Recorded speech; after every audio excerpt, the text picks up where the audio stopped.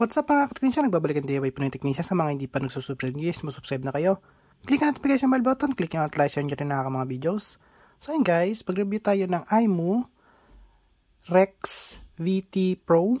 So ayun siya guys, sa Rex VT Pro na 5 megapixel. 3K po siya guys. So ayan po ay indoor video telecom security camera. So ibig sabihin po yun guys, sa loob lang ng bahay siya magagamit, okay?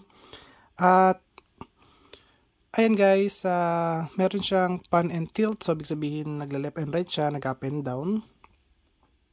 At kung nakita niyo dito guys, may nakalagay na uninterruptible work after power cut off. So ibig sabihin po is may built-in siyang battery. Ayan. So pwede siyang gamitin sa kuryente at pwedeng gamitin ang battery kasi may built-in nga siya guys battery. So bale guys ay hindi siya yung lalagay nyo pa ng AA or AAA na battery kasi rechargeable yung battery nito sa loob. So yun po yung sabihin yan guys, okay? So automatic yan, bale lagi siyang full charge, okay? Kapag ka na brown out, yung battery mismo ang gagana para kahit na brown out, ano pa rin siya, nagre-record guys, okay? So dito naman, so ito yung mga ano niya, specs. Ayan, so ayan guys, H.265 na 5 megapixel 3K. So yung kanina guys, so meron siyang call the app. So ibig sabihin po niyan guys, pwede kayong tumawagin to in case na nagkaroon ng problema. So pwede nyo pindutin to, and then lalabas po rito yung tag dito, yung video ng tinatawagan nyo or yung may-ari ng app ng iMu, okay? So syempre kung sa akin, tapos pinindot to ng asawa ko, so makikita ko siya guys sa cellphone ko. Okay, makikita niya rin ako sa cellphone ko guys. So kasi kaya niya ako makita sa phone ko kasi nakikita ko siya dito guys. Okay, tapos kaya niya ako nakikita kasi yung phone ko, yun ang ginagamit niyon ay yung camera galing sa phone ko. So kaya makikita niya ako dito. Okay, so dito naman guys, ayan.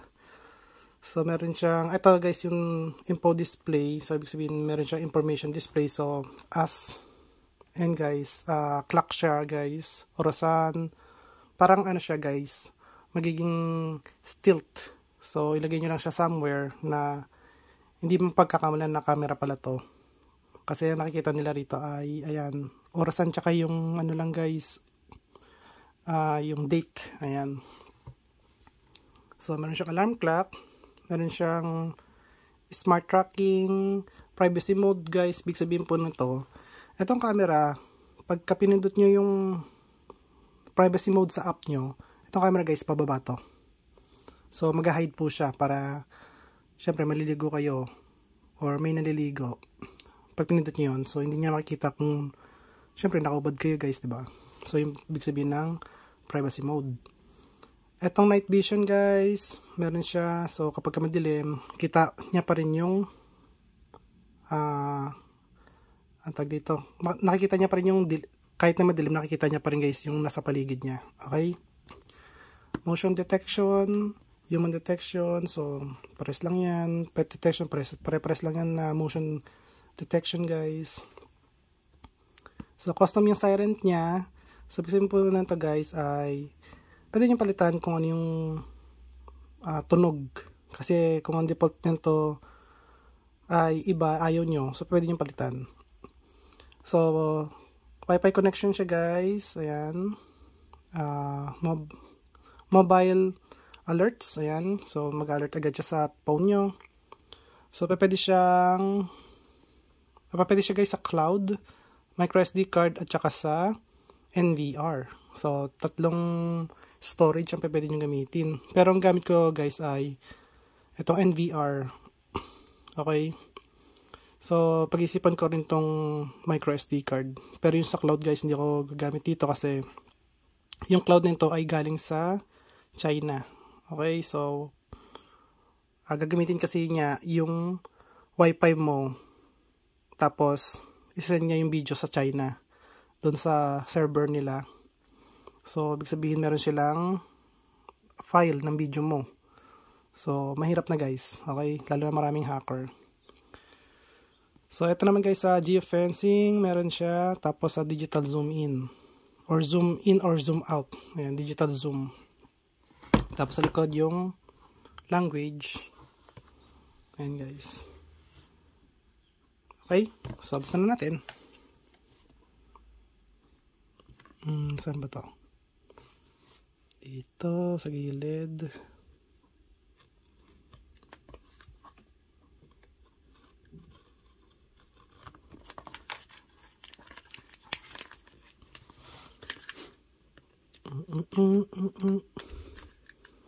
Parang yung ano ko, ano ang pangit ah.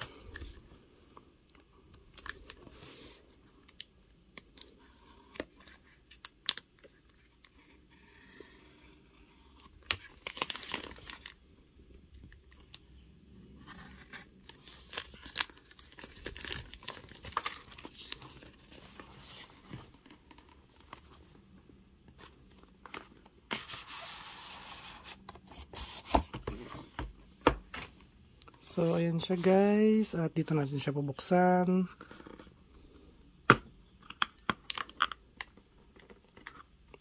Tigas. Ayan. So, angat lang natin to. So, ito yung quick guide niya. Quick start guide. Tapos ito yung ayan guys.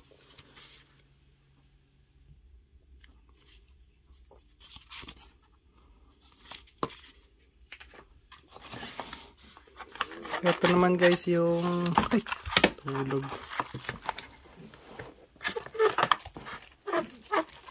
So yung charger yung nahulog guys. So tingnan natin yung charger niya. So ayan guys, so, pwede sa 100 to 240 volts. Ayan, output niya guys ay 5 volts, 1.5 amps. Okay?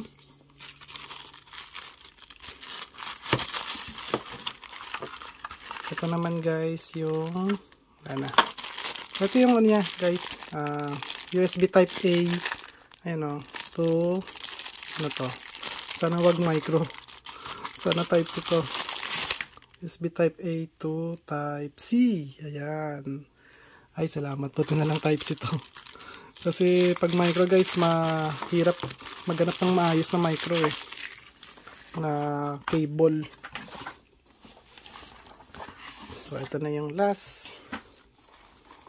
Uy, ang liit niya lang. Ang kagandahan din to guys ay ito na yung Pro version niya. So, pag bumili kayo nito, bilhin yung Pro version guys.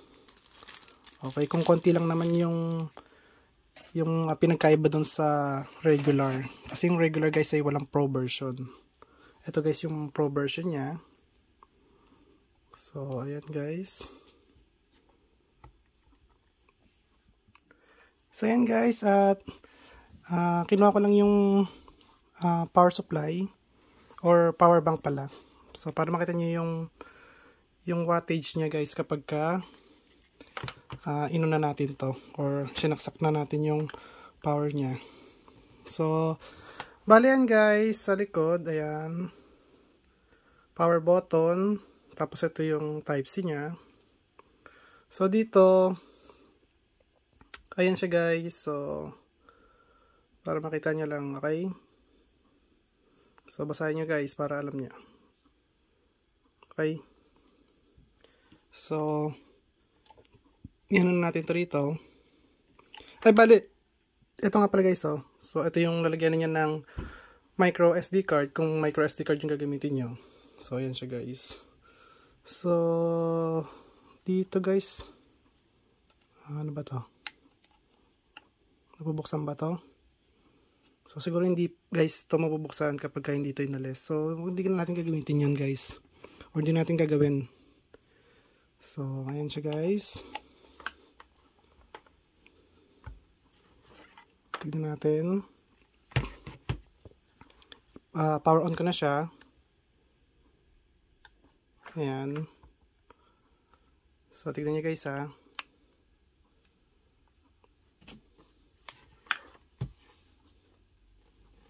Ayan, para kitang-kita nyo. Ayan guys. May ikot-ikot na siya.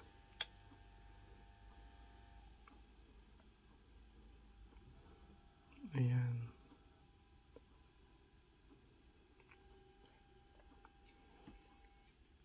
Ayan na guys. At sana.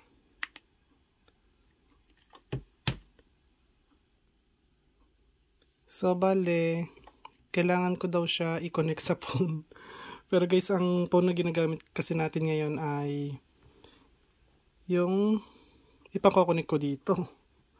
So, ayan, wala siyang ano ngayon guys. So, kasi feeling ko full charge to.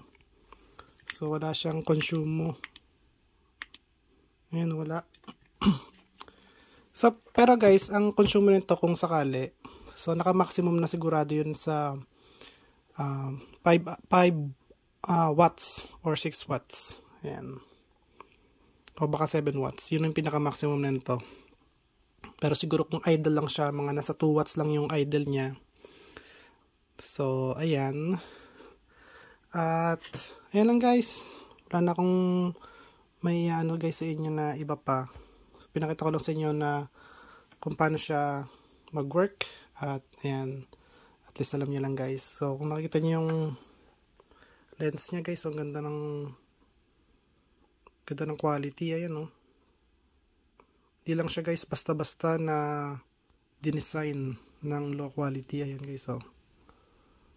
Okay. So, yan ang tunay na lens. Ayan. Kasi baka yung sa inyo yung lens nyo yung alam nyo napakalit ng butas. So, wala kayong makikita sa ganong kaliit na butas guys. So, ayan, tignan nyo gaano kalaki yung butas ng lens nyo. Okay guys, so ganyan na lang yung video natin.